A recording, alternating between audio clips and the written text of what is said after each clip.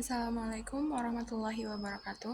Perkenalkan, nama saya Latifah Safa Maura dengan NIM 2311037006 dari Program Studi Pendidikan Vokasional Teknik Elektronika, Fakultas Keguruan dan Ilmu Pendidikan. Untuk memenuhi tugas akhir pelatihan soft skill tahap 1 tahun 2024, saya membuat video ini dengan tema Inilah Kisahku. Saya lahir dan besar di Tanah Toraja, Sulawesi Selatan. Saya berasal dari salah satu SMA negeri yang cukup favorit di daerah saya. Selama masa SMA, saya melalui banyak lika-liku menjadi seorang pelajar. Mulai dari masuk SMA pada tahun 2020, yang dimana itu adalah masa-masa awal COVID yang membuat segala aktivitas di luar ruangan menjadi terbatas. Kebanyakan aktivitas dialihkan menjadi daring. Begitupun dengan pembelajaran di tingkat sekolah maupun universitas. Pada masa itu, saya kesulitan dalam belajar karena sistem pembelajaran secara daring merupakan hal yang baru untuk saya. Lalu pada tahun kedua saya di SMA, pembelajaran mulai dialihkan menjadi tatap muka di sekolah. Namun di saat itu, karena di daerah saya, kasus COVID-19 berada pada zona orange, maka pertemuan tatap muka di sekolah dilakukan dengan 2 sesi dalam 1 minggu. Di masa ini, saya dan teman-teman saya mulai dibayang-bayangi oleh pertanyaan-pertanyaan mengenai apa langkah selanjutnya yang akan ditempuh setelah lulus nanti. Masuk di tahun ketiga, segala hal yang berbau tentang universitas, jurusan, dan sebagainya selalu mengiringi langkah kami sebagai siswa kelas 12. Dan di masa ini adalah masa di mana saya betul-betul merasakan kesulitan dan keterpurukan yang belum pernah saya alami sebelumnya. Mulai dari saya yang belum tahu melanjut di perguruan tinggi mana, nilai saya yang tiba-tiba turun, belum lagi ujian-ujian akhir yang mulai menghantui pikiran, yang membuat saya stres dan menguji mental saya. Tiba masanya di mana pendaftaran masuk perguruan tinggi untuk jalur undangan mulai dibuka. Saya kebingungan harus mendaftar di perguruan tinggi mana. Lalu saya mendiskusikannya dengan kedua orang tua saya.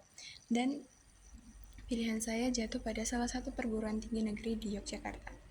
Namun mungkin karena belum rezeki, saya dinyatakan tidak lulus. Tentu saja saya sedih, namun kedua orang tua, keluarga, dan teman-teman saya memberikan support yang membuat saya tidak larut dalam kesedihan tersebut dan kembali bangkit mencoba untuk mendaftar di tempat lain. Namun lagi dan lagi saya dinyatakan tidak lulus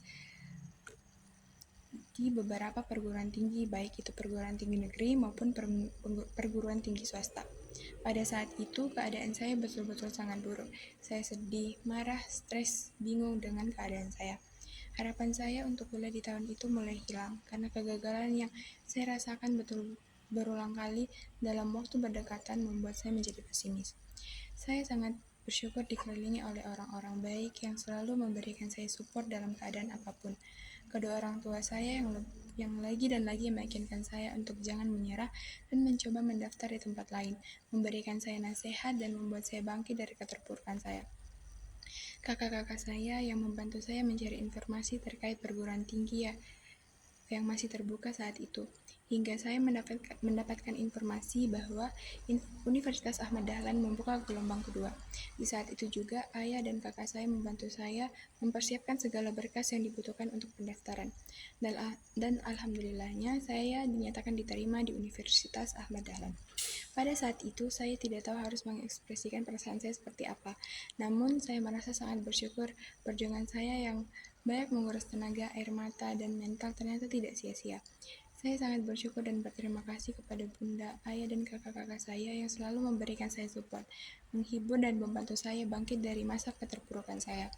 Dan juga semua teman-teman saya yang juga selalu membantu saya, memberikan support dan semangat yang membuat saya bangkit kembali di saat mereka mengetahui saya sedang dalam masa terpuruk, serta selalu menghibur saya dan membuat saya tertawa yang dapat membantu saya melalui masa-masa keterpurukan saya. Dari semua masa-masa sulit yang saya lalui tersebut membuat saya banyak belajar dan dapat mengambil hikmah-hikmah di balik cobaan-cobaan tersebut. Dari semenjak itu saya yakin bahwasanya kita tidak akan diberi cobaan dan ujian oleh Allah, melainkan karena kita mampu dan dapat melalui cobaan dan ujian tersebut. Sebab Allah sebagai sang pencipta mengetahui apa yang dapat dan tidak dapat dilakukan dan dilalui oleh hambanya. Maka dari itu, di saat kita diberikan cobaan, cobalah untuk lebih mendekatkan diri kepada Allah, agar kita merasa ringan dan tidak merasa berat dalam melewatinya. Dan mungkin juga di saat kita tidak mendapatkan apa yang kita inginkan, Allah mungkin saja sudah menyiapkan sesuatu yang jauh lebih indah dan jauh lebih baik dari apa yang kita inginkan. Sebab kita punya kendala namun Allah punya kendali.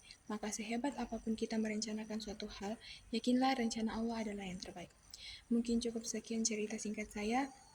Mungkin bisa menginspirasi teman-teman yang menonton video ini. Nun wal qalami wa ma yasturun. Assalamualaikum warahmatullahi wabarakatuh.